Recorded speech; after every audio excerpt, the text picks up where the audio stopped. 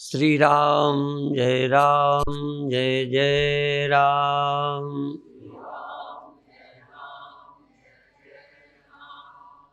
श्री राम जय जय राम।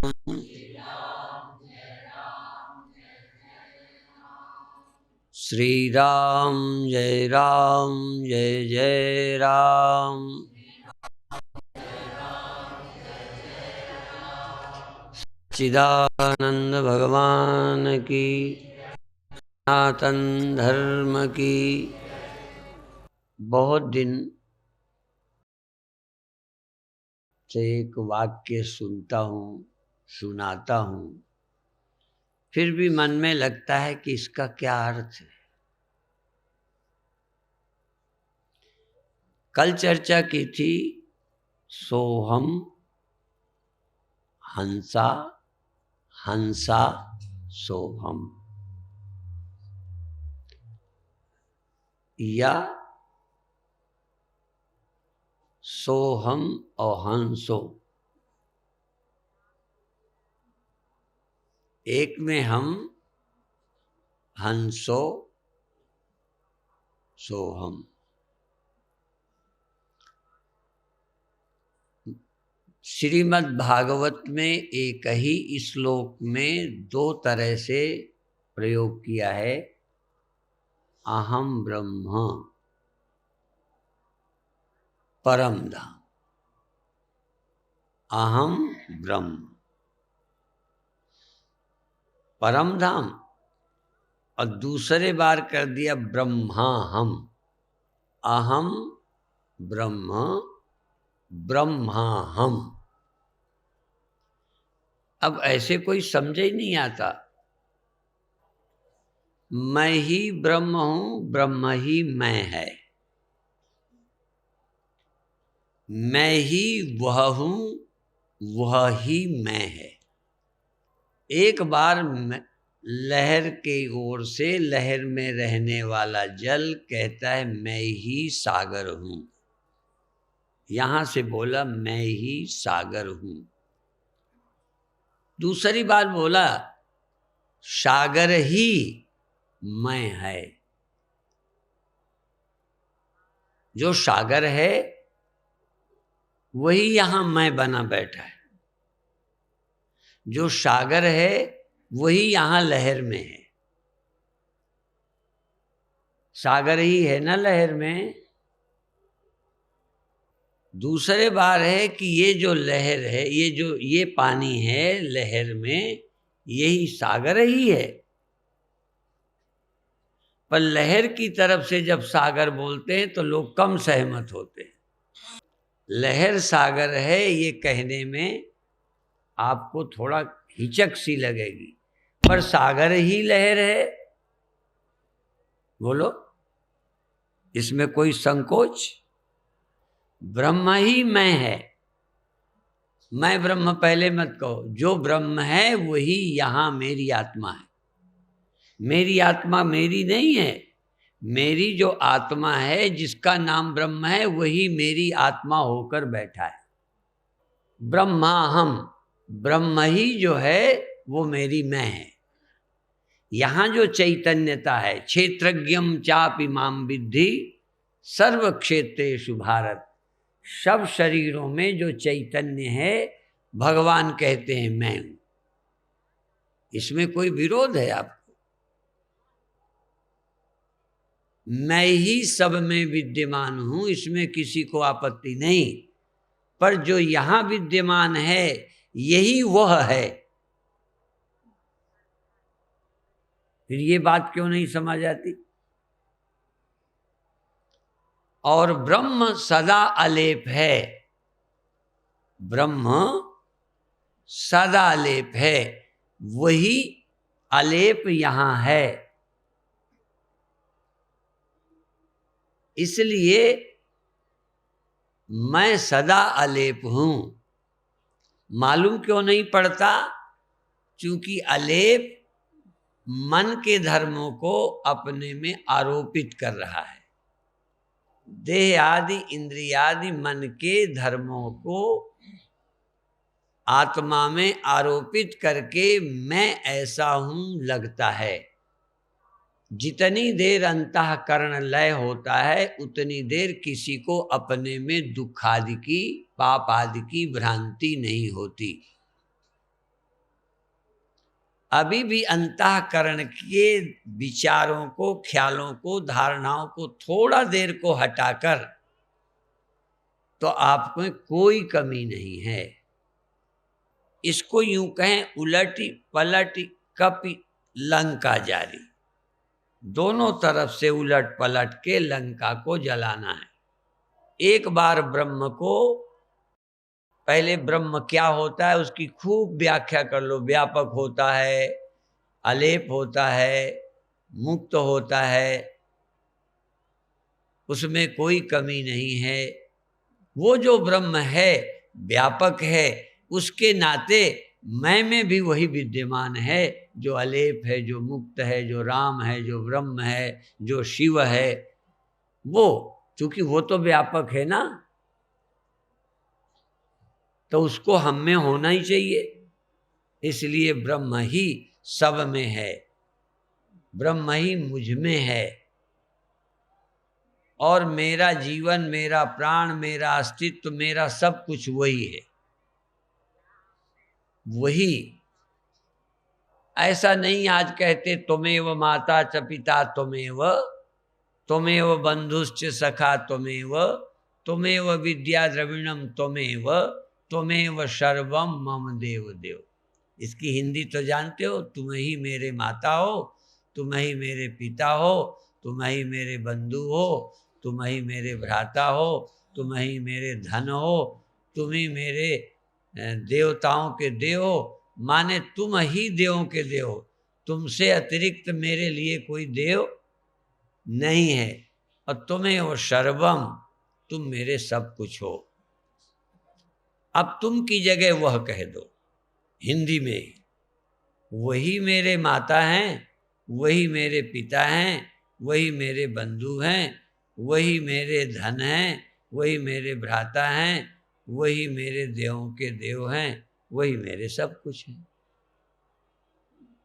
इसमें कोई फर्क हुआ? वही हैं। अब मेरे सब कुछ हैं, मेरे धन हैं, मेरे प्राण हैं, मेरे आनंद हैं, मेरे देवों के देव हैं वही।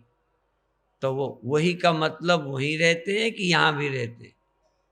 वही व्यापक हैं, वही सर्वांतर्यामी हैं, वही सर्वात्मा हैं। अर्थात सबकी आत्मा, मेरी आत्मा भी वही है। जिसको तुम आत्मा अपनी समझते हो, ये मेरी आत्मा भी वही है। पर मैं अपनी आत्मा को सेपरेट, पर्सनल, अपनी अलग समझता हूं कि मेरी आत्मा। और वही अस्नाविरम शुद्धम अपाप विद्धम, वो स्नायुओं से रहित और पाप विद्ध नहीं है, अपाप विद्धम। इस अस्नाविरम शुद्धम अपाप, शुद्धम अपाप विद्धम, किसी से लिप्त नहीं है। ये सबने माना सर्वनिवासी सदा। ऐसा नहीं है कि वो परब्रह्म परमात्मा पापियों में लिप्त हैं, केवल संतों में अलिप्त हैं। कम से कम परमात्मा को तो कहो पापी लिप्त है, चलो ठीक है, संत अलिप्त है। पर परब्रह्म किसमें लिप्त है, किसमें अलिप्त है? क्या परब्रह्म भी किसी में रह के लिप्त हो जाता है? आकाश तुम्हारे घड़े में लिप्त है और दूसरे घड़े में अलिप्त है। यहां बादल धुआं से आकाश प्रभावित है और वहां अप्रभावित है, ऐसा आकाश का लक्षण होता है। तो तुम्हारे भीतर वही क्यों लिप्त होगा जो सर्वनिवासी सदा लिप्त है? वो तुम्हारे अंदर लिप्त कैसे हो जाएगा? तुम लिप्त हो जाओ तो लिप्त हो जाओ, तुम्हारा मामला अलग है, पता नहीं तुम क्या हो जो लिप्त होते हो। पर वो तुम में रह के कैसे लिप्त होगा? और यदि हम में रह के लिप्त हो गया तो उनमें रह के अलिप्त है, तो फिर उसकी खूबी है, ब्रह्म की क्या खूबी? फिर तो अलिप्त होने वाले की महिमा हो गई, तो फिर ब्रह्म अलिप्त क्या है? यदि अलिप्त है तो जहां लोग लिप्त समझते हैं उनकी अपनी मूढ़ता हो सकती है, पर ब्रह्म तो वहां मूढ़ और अलिप्त नहीं हो सकता। राम को कोई लिप्त देखे, ये देखने वाले की अकल की बात है, तो तुम्हारे भीतर रहने वाला ब्रह्म पापी हो जाता है, लिप्त हो जाता है, कर्ता हो जाता है, भोगने लगता है। ब्रह्म या तुम्हारी समझ, ब्रह्म भोगने लगता है या तुम्हारी समझ? कौन है भोगता? और समझ को ही समझाना है कि तेरे भीतर रहने वाला ब्रह्म उतना ही है जितना ब्रह्मा में, चींटी में, उतना ही तुझ में।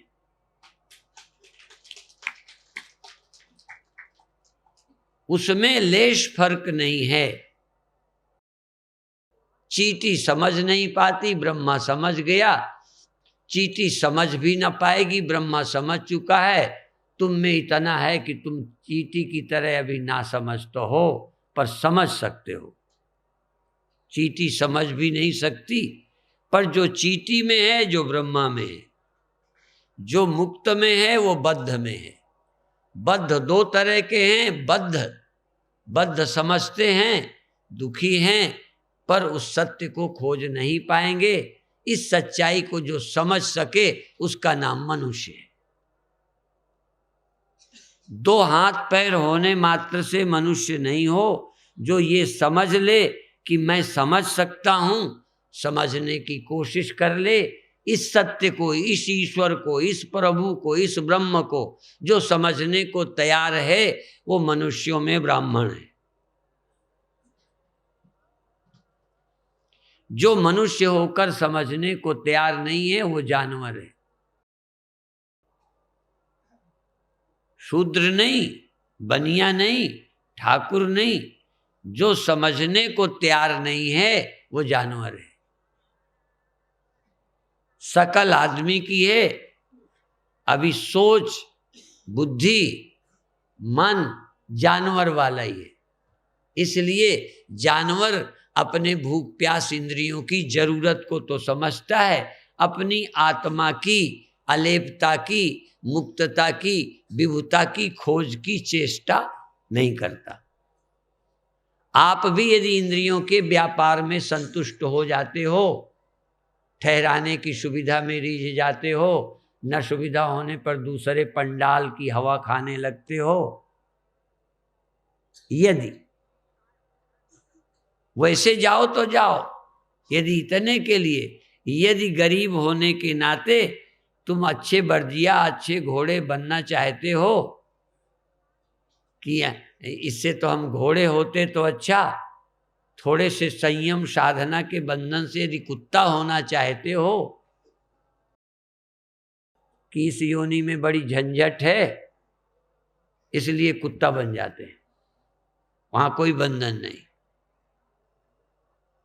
यदि सुविधा के लिए अच्छी नस्ल के घोड़े बन जाना चाहते हो, खाने पाने की सुविधा, वो भी आनंद तो है, पर तुम मुक्त हो, तुम ब्रह्म हो, ये गधे में समझने की, घोड़े में समझने की नहीं। तो आदमी गरीब होना ठीक, तुम गरीब आदमी हो तो भी तुम्हें ब्रह्म होने की, ब्रह्म समझने की संभावना है। ये तुम में तमाम त्रुटियां हैं, तो भी आज नहीं कल किसी गुरु शास्त्र की आज्ञा पर चलकर इस सत्य को समझ सकते हो। इस सत्य के समझने के लिए मानव देह है, इस पहेली को सुलझाने के लिए मानव देह है, इस रहस्य को क्लियर करने के लिए मानव देह है कि तुम ब्रह्म हो, तुम आदमी नहीं हो, तुम मुक्त हो, तुम सदा अलिप्त हो, तुम सदा व्यापक हो। पर ये बात मनुष्य देह में ही समझी जा सकती है। ये नरदेह सवेरा है, जाग सकते हो, सपने से पार जा सकते हो। आज तक के अविद्यात्मक ख्यालों से मुक्त होकर मैं मुक्त हूं, मैं ब्रह्म हूं, शिवोहम चैतन्योहम, ये जान सकते हो। और जानने तक की इच्छा ना हो तब भी सुविधा के लिए चेला बनकर सोहम सोहम चिल्ला भी सकते हो। चिल्लाने में कोई रोक नहीं सकता, बिना जाने चिल्लाने में कोई मनाही नहीं है। और कोई आदमी न चिल्लाए भीतर भीतर इस राज को समझकर मैं शिव हूं, शिव का उपासक ही नहीं, शिव हूं। अब वो शरीरधारी शिव की शकल के तुम हो जाओगे तब शिव होगे, तुम्हारे सिर पर जटा होगी तब शिव होगे। जब गुरुदेव की शकल जैसे हम हो जाएं, वही रोटी खाएं जो वो खाते थे और उन्हीं की तरह पेड़ के नीचे रहें, तब गुरुदेव की तरह होएंगे। गुरुदेव ब्रह्म थे, आदमी नहीं। गुरुदेव पेड़ के नीचे नहीं रहते थे, गुरुदेव मैं ब्रह्म हूं में रहते थे। मैं ब्रह्म हूं, वहीं रह लो, तुम ब्रह्म ही होके रहो, तो गुरुदेव की बात समझ आ गई। केवल बैठने की कि उस पेड़ के नीचे बैठे थे, शरीर से तो कहीं बैठेंगे, शरीर से तो कुछ खाएंगे। प्रकृति के हिसाब से हो सकता है उन्हें गर्म चीजें अनुकूल हो, तुम्हें शरद अनुकूल पड़े, तब गुरु की नकल करके मरना मत। गुरु क्या है? यदि गुरु देह ही है तो बूढ़े हो गए चले गए, और यदि गुरु देह ही है तो तुम सदा तुम रहोगे, या गुरु सदा गुरु अलग रहेंगे। तुम एक नहीं हो सकते। एक हो जाओगे चरण छू लोगे, बहुत करोगे चरणों में गिर जाओगे, बहुत करोगे मित्र भाव से गुरु को लिपट जाओगे, लिपटा लोगे। इससे ज्यादा नहीं मिल सकते। यदि गुरु देह हैं और तुम भी देह ही हो, तो तुम तो देह ही बन के आए हो, गुरु तो देह नहीं है, वो तो ब्रह्म है। और इसीलिए गुरु के पास जाना है कि तुम्हारा भी देह भाव छुटा दें, तुम्हारा भी सारा अहंकार अविद्यात्मक अहम भाव त्याग कराकर अहम ब्रह्मास्मि ब्रह्माहम, अहम ब्रह्म ब्रह्माहम, ये आपके अंदर वृत्ति जगा दे, ख्याल जगा दे, सोच जगा दे। सोच ही तो सोई है। सोच मैं ब्रह्म हूं, ये सोच सोई है। देह हूं, पैदा हुआ हूं, ये सोच है। क्योंकि सोने पर भी सोच होती है। सोने की दो अवस्थाएं होती हैं, एक में हम सपना देखते हैं, एक में हम कुछ नहीं देखते।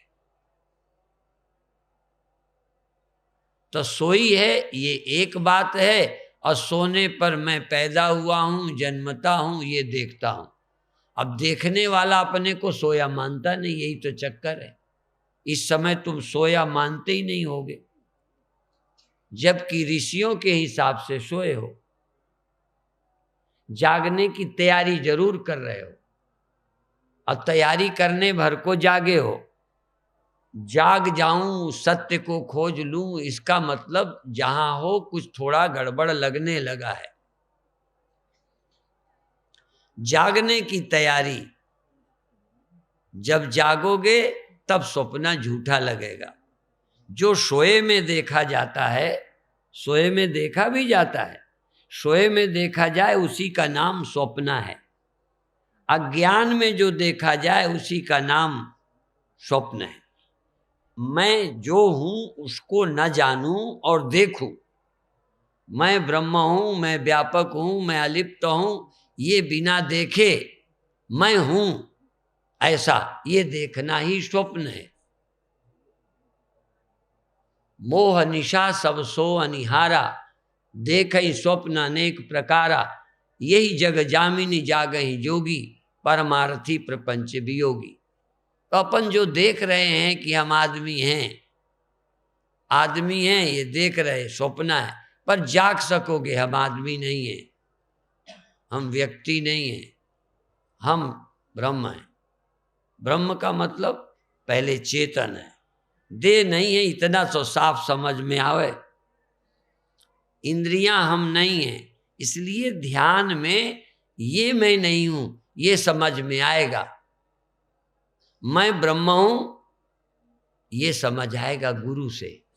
इसलिए साधन से कुछ होगा, नहीं होता तो करने की जरूरत नहीं। साधन से कुछ होगा, जो थोड़ी कसर रह जाएगी वो कृपा से हो जाएगा, वो साधन से नहीं होगा। ये जो रोज सुनाया जा रहा है, जिनके साधन हैं, जो साधन संपन्न हैं, जिनके चित्त स्थिर हैं, जिनके चित्त थोड़ा कहीं लगते हैं, उनके चित्त में गुरु के वाक्यों की, उपनिषद वचनों की कृपा हो जाएगी और उनके भ्रम टूट जाएंगे। जो देही को मैं मान के, मनई को मैं मानकर गुरु के पास भी उसी का पोषण चाहते हैं, उसी की पुष्टि चाहते हैं, वही को मैं मान के मान अपमान जन्म मरण को मानकर जीना चाहते हैं। कम से कम जब गुरु कहें कि निर्माण रहो, मान के लिए ना मरो, इतना तो पहले आज्ञा पर चलो। मान जीवन का लक्ष्य नहीं, भोग जीवन का लक्ष्य नहीं, सुविधा जीवन का लक्ष्य नहीं। जरूरत भर ठीक है, खाने भर को मिल गया, अब काहे मर रहे हो? चाहे वो सन्यासी ही क्यों नहीं है, आपकी जरूरत का ना हो बोलो, अब किस लिए? इसका मतलब जरूरत से ज्यादा में लगे हो, ब्रह्म की जरूरत नहीं। एक लाइन कहीं मैंने सुनी थी कि वो क्या लोग हैं, हाय क्या लोग हैं, बंदगी छोड़ दी जिंदगी के लिए, याइयों को बंदगी छोड़ दी सुविधा के लिए। हाय वो क्या लोग हैं जिन्होंने सुविधाएं छोड़ दी बंदगी के लिए, घर छोड़ दिया बंदगी के लिए, मान अपमान को लात मार दिया बंदगी के लिए। और हाय आए थे मोक्ष की बातें करने, थोड़ा सा मान न मिला तो सत्संग छोड़ दिया मान के लिए। आप अपने को टटोलो, क्या लात जूता खाकर ब्रह्म को पाने को तैयार हो? कई जगह अफसर के नीचे हाथ जोड़े खड़े रहे, अफसर कुर्सी में बैठा रहा, क्योंकि सांसारिक जरूरतें थी, और ब्रह्म के लिए हाथ जोड़कर बैठने में तकलीफ। तुम क्या हो?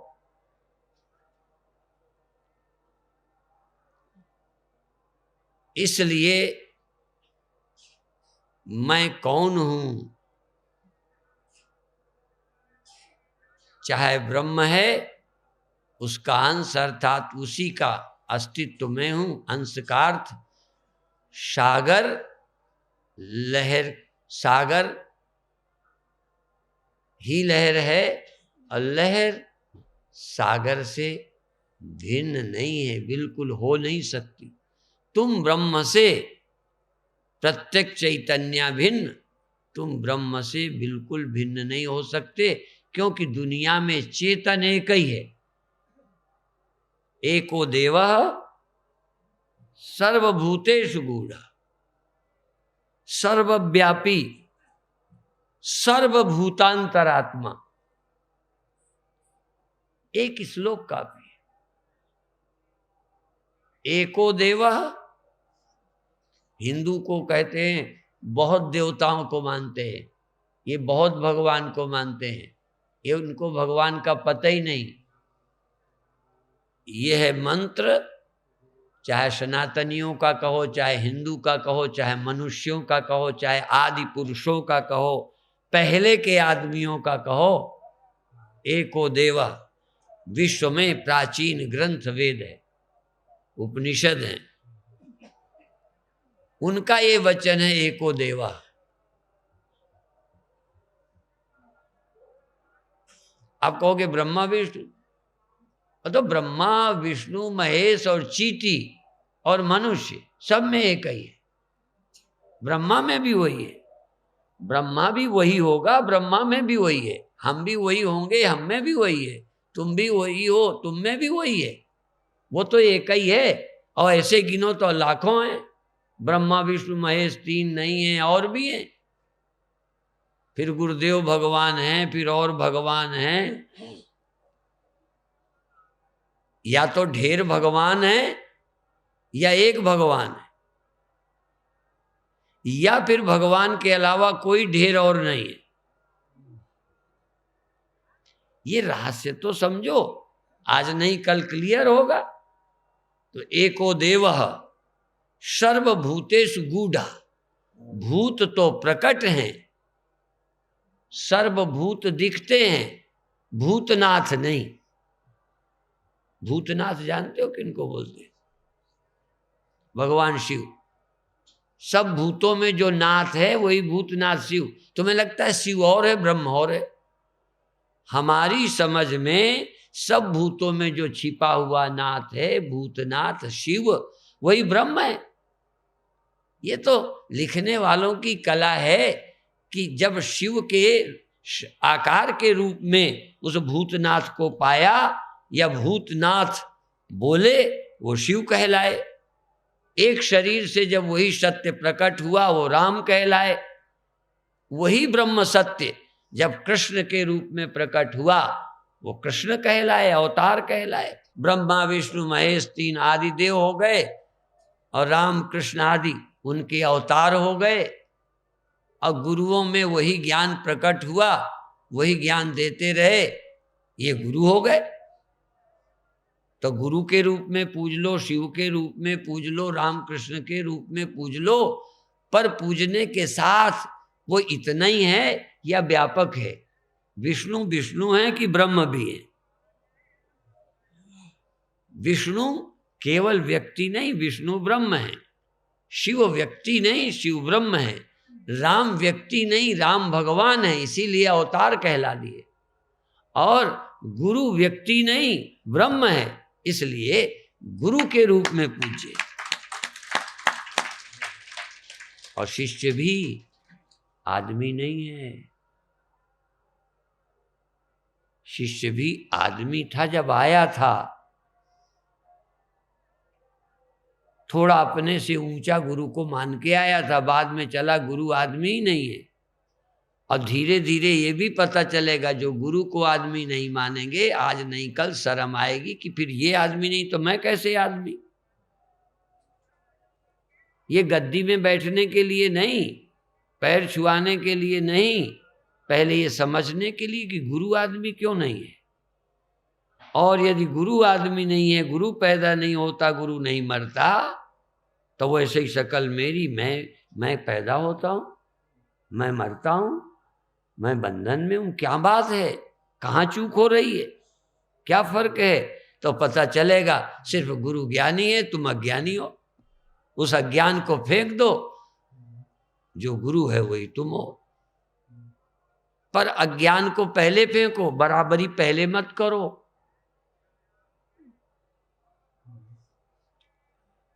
आप गहराई से इस बात को समझो कि गुरु क्या है। नहीं समझ आए तो गुरु से पूछो, आप कैसे, आप अपने को मुक्त कहते हो, अपने को आप जन्म मरण से रहित कहते हो, हम कैसे होंगे?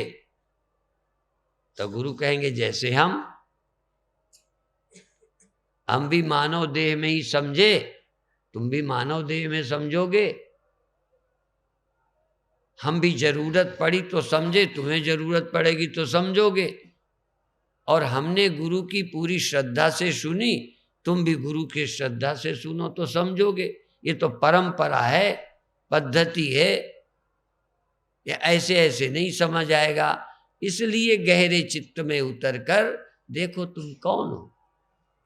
तो व्यापक न समझ आए तो पहले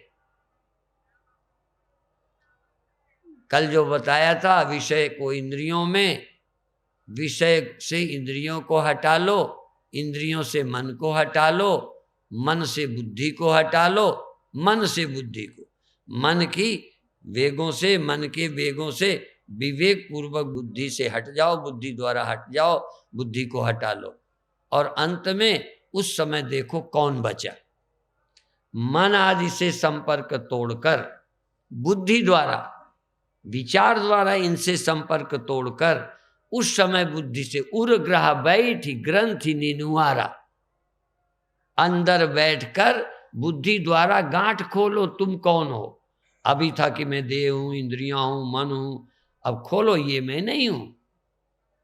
ये गांठ उर्ग्रह बैठी बुद्धि द्वारा।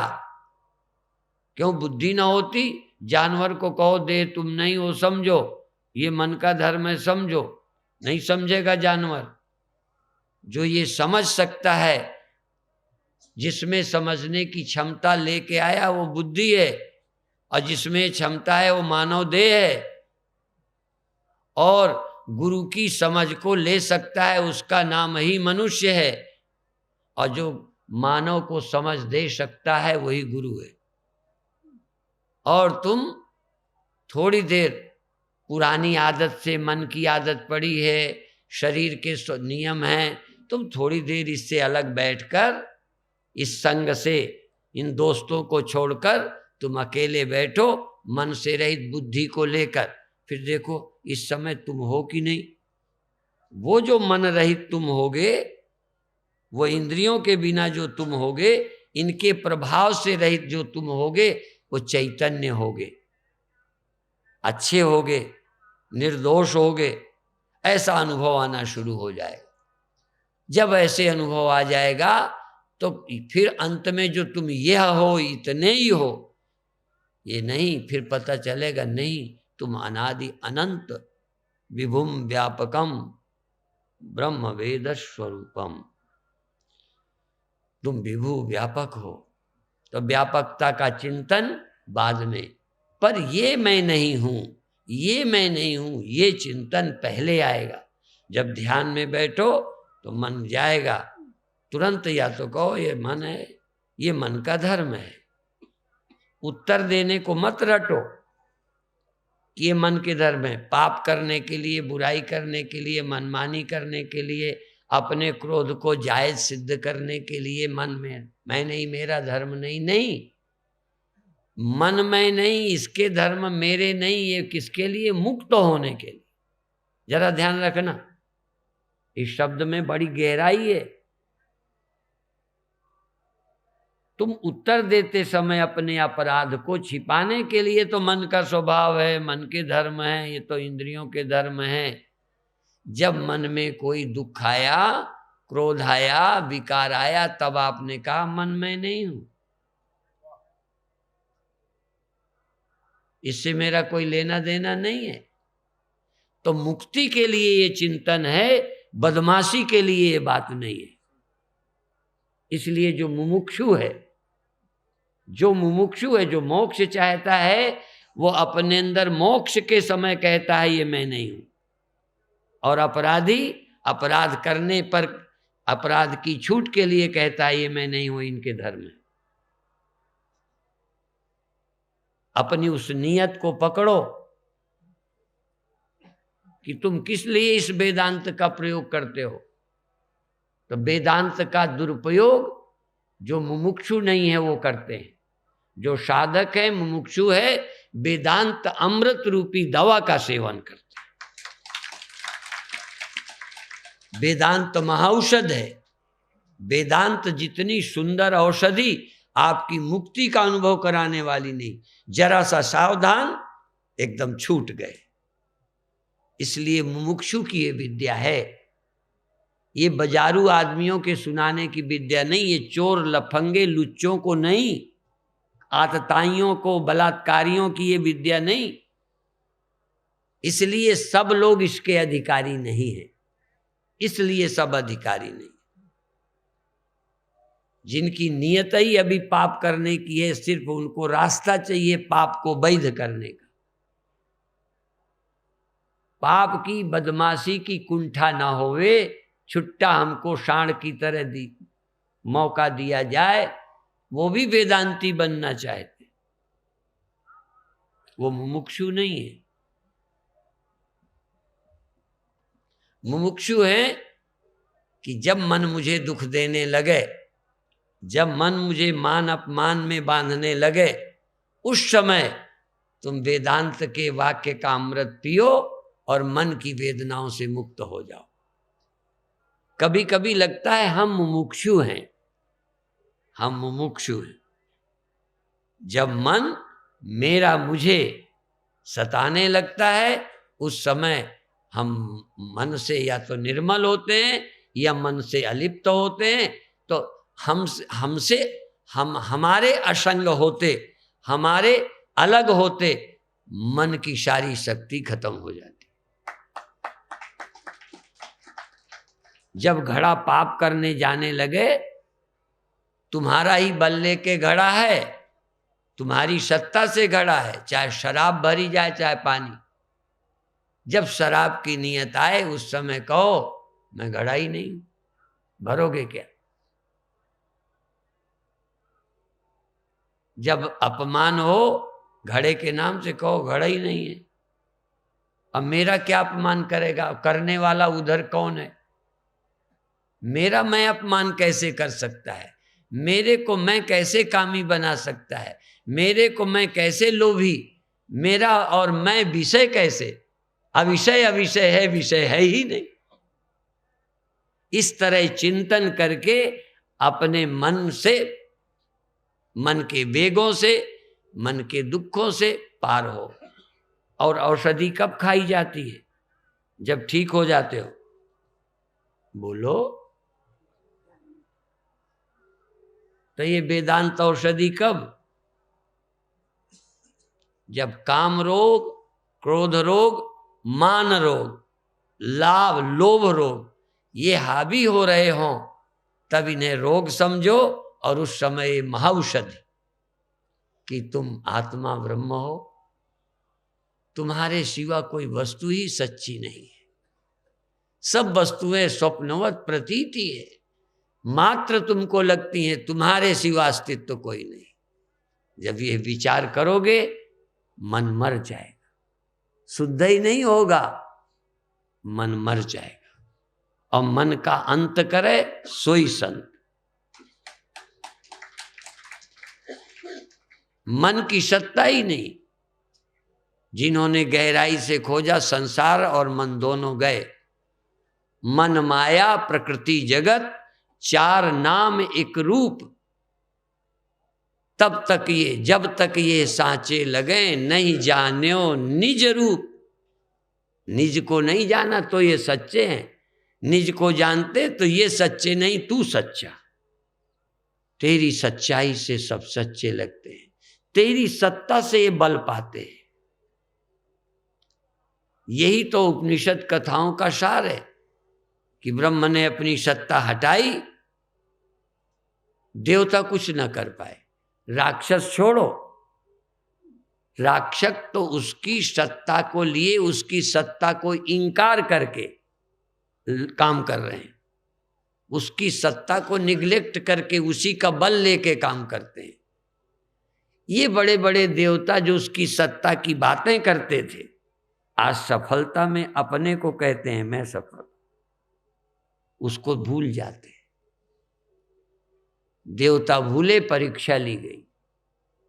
कौन है यहां? विकार तो प्रकृति के हैं और अच्छे गुण तेरे हैं।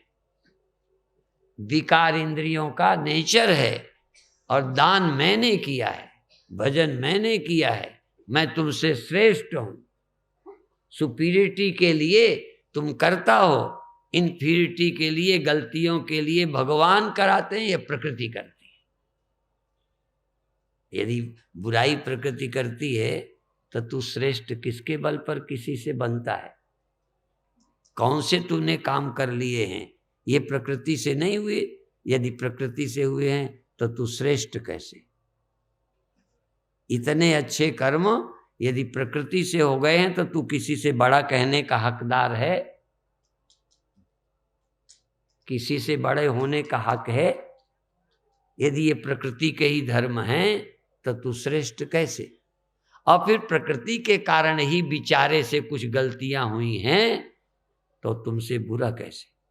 ये सारी बातें ग्रंथों की मेरी मुक्ति के लिए हैं। इन्हीं के पढ़कर लोग बिगड़ने वाले हैं, अहंकारी हैं। इसी को सुनकर ठीक ठीक समझकर लोग इन्फीरिटी सुपीरियरिटी कॉम्प्लेक्स से मुक्त हो जाते हैं। क्या बड़ा क्या छोटा, वो आत्माराम हो जाते हैं। इसलिए है तो थोड़ा, पर सुन रहे हो, कितने भाग्यशाली हो। ये तुमको सुनने को मिलता है, उस सच्चाई की एक झलक मिलती है, थोड़ा ध्यान में आता है। तो बार बार सुनो। हमारे कुछ शिष्य संकल्प दिलाते हैं कि हम 1 साल 1 घंटे रोज कैसेट सुनेंगे। 360 प्रवचन।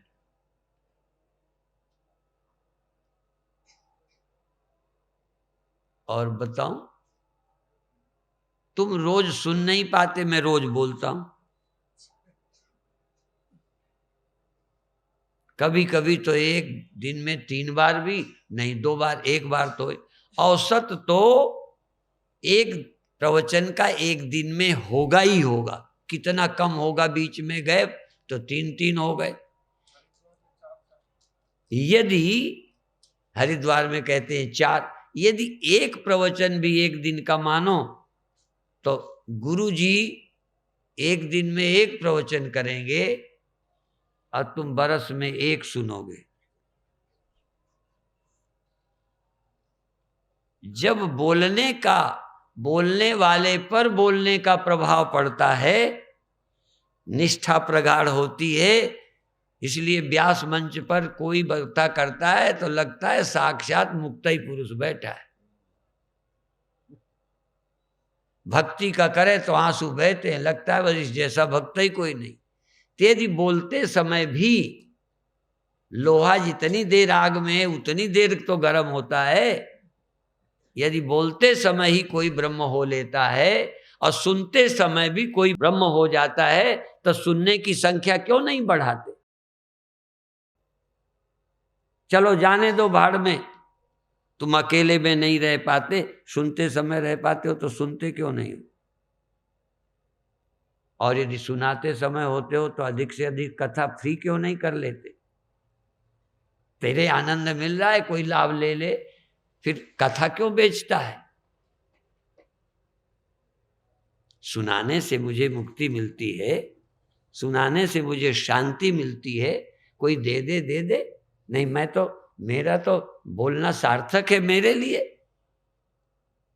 जिस दिन अपना बोलना अपने कल्याण का साधन बन जाए, जिस दिन सुनना मेरे कल्याण का साधन, उस दिन कोई मेरे घर सुनने आए ना आए, मैं तो कैसेट लगा के रोज सुनूंगा, पड़ोसियों को बताऊंगा, चाहे तो वो भी सुन जाए फ्री में। तुम अपने घर सुन नहीं सकते, सुना नहीं सकते, फिर रोज खोपड़ी चाटोगे, मुक्ति टिकती नहीं है, निष्ठा बनती नहीं है, फलाना होता नहीं है, मन मानता नहीं है। यदि हमारी समीपता से तुमको लाभ होता है तो समीपता को रोकता कौन है? यदि सुनने से शांति मिलती है तो सुनने को कौन रोकता है? कहीं ना कहीं तुम्हारा प्रमाद, तुम्हारी मुमुक्षा की कमी। और अच्छे से अच्छे साधक कुछ को छोड़ दूं तो घर में कभी न सुनते होंगे। और लाल वालों को तो कहने क्या, वैसे ही करेला नीम चढ़ा। किसी पर कृपा करना होता, किसी का आग्रह होवे बहुत, तो हम लंगर में जाएं, भंडारों में जाएं, भिक्षा लेने जाएं, उनकी धन्यता के लिए। हम थोड़े से रुपयों के लिए कथा छोड़ करके दौड़े दौड़े लाइनों में फिरें, वारे विरक्त मंडली। यदि ऐसी मंडलियों को विरक्त मंडली कहें तो सरक्त कौन है, आसक्त कौन है, लोभी कौन है, भटके कौन है? और जहां भटके लोग पूजे जाने लगेंगे उस देश का क्या होगा?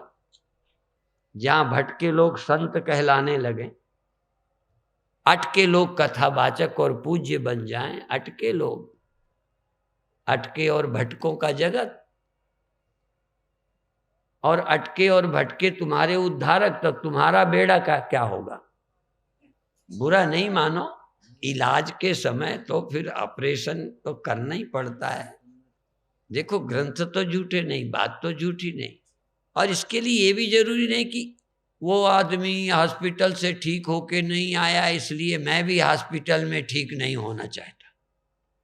यदि यहाँ कुछ लोग नहीं सुधरे, नहीं सुनते, तो उनकी नकल करोगे कि उनकी करोगे जो यहाँ से स्वस्थ होके गए, जो यहाँ से मुक्त होके गए, जो यहाँ से धन्य होके गए?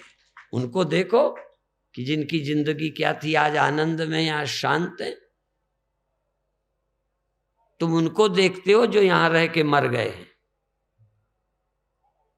जो यहाँ रह के भी बर्बाद हो रहे हैं, जिन्हें यहाँ रह के भी शर्म नहीं आई, तुम उनको देखते हो। इसलिए अब थोड़ी देर ध्यान करो, फिर छुट्टी देंगे। तुम कौन हो? आज के ध्यान में इस शब्द की गहराई को पकड़ो। तुम कौन हो? आंख बंद कर लीजिए। आंखें और शरीर ये भी तुम्हारे हैं, पर ये शरीर है, ये आंखें हैं। तुम कौन हो? तो देखना अंदर से जो सचमुच लगे। कहीं ठहरो, जो ठहरे वो तुम, पहले ठहरो। शरीर को ठहराओ। पहला है शरीर को मैं मानो, और मैं स्थिर हो गया, हिलना बंद हो गया। हो सके तो शरीर की कोई नस नस, केवल प्राकृतिक रक्त संचार के अतिरिक्त और श्वास के अतिरिक्त तुम्हारी ओर से जो शरीर के मालिक बन के हिला डुला रहे थे, चूंकि इसके मालिक रहे हो, इसको हिलाते डुलाते रहे हो, तो तुम्हारी ही ड्यूटी है कि अब हिलाना इसे बंद करो। तुमने इसे पाला पोसा, तुमने इसे मैं माना, तुमने इसे मेरा समझा, इसलिए तुम्हारी जिम्मेदारी है कि थोड़ी देर रोको इसको, कि तुम ऐसे ही बैठे रहो, ऐसे ही बैठे रहो, ऐसे ही बैठे रहो। और मैं देख रहा हूं, मैं मालिक हूं, मैं देख रहा हूं कि ये बैठा है, ये नौकर है। दूसरा, मन रूपी अपने नौकर से कहो तुम यहां रुक जाओ। आंखों में रुक जाओ, चाहे कान में रुक जाओ, चाहे श्वास में।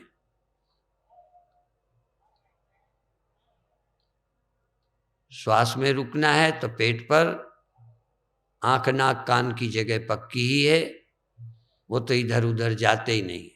आंख अपनी जगह, कान अपनी जगह, मुख अपनी जगह, नाक अपनी जगह, होठ अपनी जगह, जीवा अपनी जगह, कहीं टिको। या पेट में नाभि अपनी जगह है, श्वास आती है, पेट उभरता है। इनमें से कोई एक जगह चुनो। भले तुम सोचते हो देह में हूं, तुम्हारी खोपड़ी में मैं देह हूं लगता है, पर देह नहीं हो। तुम वो हो जो अभी कहीं रुकने की कोशिश कर रहे हो, तुम वो हो जो ठहरने की कोशिश में है। बिना चेतन का मैं नहीं हो सकता। जागृत में देह मैं हूं, क्योंकि देह भी चेतन हो जाता है, क्रियाशील हो जाता है, इसलिए जागृत में देह मैं हूं। ध्यान में मन में हूं। ध्यान के समय मन में हूं, क्योंकि मैं अभी यहां हूं, इस द्वार पर, इस चक्र पर आ गया, इस जगह पर आ गया, भीतर आ गया, बाहर चला गया। मन के साक्षी हो जाओ। मन के मालिक हो या मन तुम हो। अभी तन तुम थे, तन से बैठे मैं यहां आ गया, तन से जहां गाओगे वहां चला गया। तन के धर्म भी तुम्हें अपने लगते हैं, इसलिए बैठा हूँ, लेटा हूँ, मोटा हूँ, स्त्री हूँ, लंबा हूँ, चलता हूँ, बैठा हूँ, लेटा हूँ लगता है। अब तुम मन को मैं कहो, मैं यहाँ गया, वहाँ गया, यहाँ गया, नीचे आ गया, श्वास में आ गया, पेट में आ गया, कान में चला गया। इस मन को मैं कहो और कहो मैं यहाँ चला गया, अब बाहर, अब भीतर, और इस जगह ठहर गया। अब ये जो ठहर गया ये मन तुम हो। नहीं ठहरा तो यही मैं नहीं टिक पाया, मैं नहीं टिक पाया, ये दूसरा देह है। और दो देहों में दोनों देह तुम नहीं हो, तो अब ये कहो मैं साक्षी हूं, मन गया, मुझे पता चल गया, पता मुझे चला मैं मन नहीं हूं। मन यहाँ टिक गया, मैं नहीं टिका, मैं तो सदा टिका हूं। तदेजत तन्नेजत, मैं चलता हूं, मन के कारण लगता हूं, चलना लगता है, मैं चलता ही नहीं हूं। जगना सोना लगता है, मैं जगता सोता नहीं हूं। मन के धर्म मेरे धर्म नहीं है। ये जगना, अच्छा विवेक बुद्धि से करो, सावधान रहो, क्योंकि ये काम कुत्ता नहीं कर पाएगा कि मन कहाँ गया तू साक्षी हो जा। और लगभग आम आदमी अभी कुत्तों से ज्यादा नहीं है, मन के धर्म से मुक्त नहीं हो पाता। मन है कहाँ है? श्वास में है, पेट में है, आंख में, कान में, भीतर है, बाहर है। स्थिर हो जाए तो स्थिर करो, कहीं जाए तो जाए, लेकिन तुम सावधान होकर साक्षी हो। जैसे देह के बजाय अब मन हो गए, देह अपनी जगह है, मैं मन हूं, मैं यहाँ हूं, मैं वहां हूं, ध्यान में हूं। शरीर तो एक ही जगह है, तुम ध्यान में कहीं यहाँ कहीं वहां, इसका मतलब तुम हो जो यहाँ वहां जाता है, शरीर है जो यहाँ रखा है। इसलिए मैं शरीर नहीं हूं। जरूर अभी तक मैं अपने को शरीर मानता आया, ये अध्यास पड़ गया है। सोचते हो कि मैं बैठा हूं, लेकिन बैठा तो हिल नहीं रहा। और तुम कभी यहाँ चले गए, कभी भीतर, कभी बाहर, कभी आंख में, कभी कान में, कभी पेट में। तो तुम तो मन हो, तुम तन नहीं हो, तुम स्थूल नहीं हो, तुम सूक्ष्म हो। और सूक्ष्म मन भी तुम नहीं हो। मन गया तो जाना किसने? तुम मन में हो इसलिए मन काम करता है। तुम मन में हो इसलिए मन मालूम पड़ता है। तुम मन में ना हो तो मन ही सिद्ध नहीं होगा, मन मालूम नहीं पड़ेगा। जैसे घड़ा मालूम पड़ता है, चूंकि मिट्टी उसमें है, वो ना हो तो घड़ा मालूम कैसे पड़ेगा?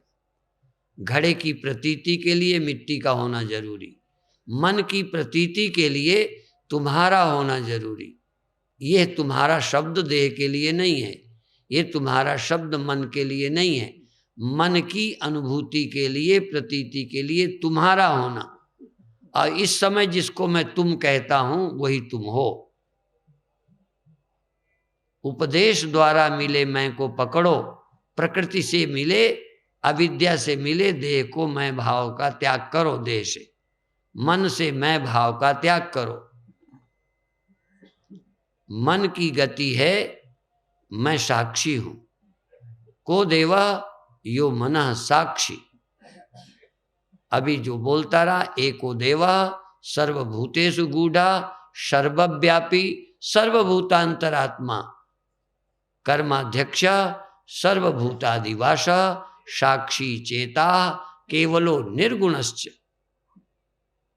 साक्षी चेता। और देवता कौन है? को देवा, देवता कौन है? यह मनः साक्षी, जो मन का साक्षी है, यही चैतन्य देव है। जरा सावधान हो, तुम्हें लगेगा हाँ हम समझ गए, सावधान हो। मन की प्रतीति होती है और मन की साक्षी तुम हो। मन का पता तुम्हें चलता है। मन तुम्हारे बिना कभी नहीं हो सकता, पर कुछ टाइम ऐसा हो सकता है मन के बिना तुम हो। ये विचार पूर्वक, सतर्कता पूर्वक, सावधानी पूर्वक ये गांठ खोलो। उर ग्रह बैठ ग्रंथि निर्वारा, जड़ चेतना ही ग्रंथि पर गई। मन चेतनई ग्रंथि पर गई, यद्यपि मृषा छूटत कठिनई। चेतन और मन की गांठ पड़ गई, चेतन और अहंकार की गांठ पड़ गई, चेतन और इंद्रिय देह की गांठ पड़ गई। यद्यपि ये गांठ पड़ी नहीं, झूठी है, सिर्फ मालूम ही पड़ती है, गांठ भी लगी नहीं। इसलिए मालूम पड़ती है गांठ, सावधान हो जाओ तो खुल गई। वहां कोई हाथ नहीं लगाना। झगड़ा तूने पाया, तू ही इसी निबेड़, औरों से सुलझे नहीं, यही अटपटो फेर, यही अटपटो फेर। आप सुलझावे सुलझे, और लगावे हाथ तो उल्टो दुगनो उलझे।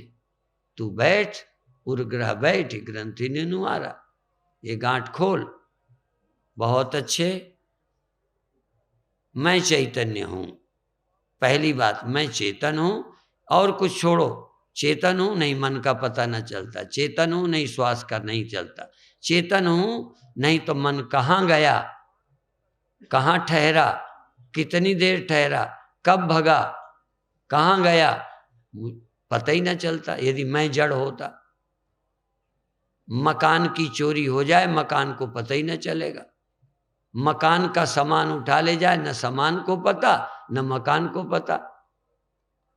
तो शरीर मकान है और सभी इंद्रियां आदि ये सामान की तरह है, कहीं जाएं कहीं आवें, बिना तेरे इनका पता कौन करेगा।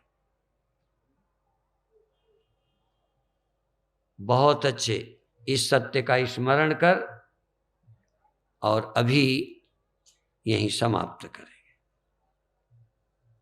बहुत अच्छे, अभी अभी यहीं समाप्त करेंगे। कभी एकांत में पढ़ो बैठो, टाइम जाया नहीं करो। इस सत्य को जो सुनते हो इसका स्मरण करो।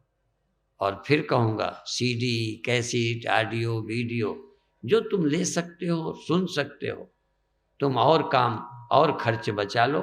कपड़ा सस्ता पहनो,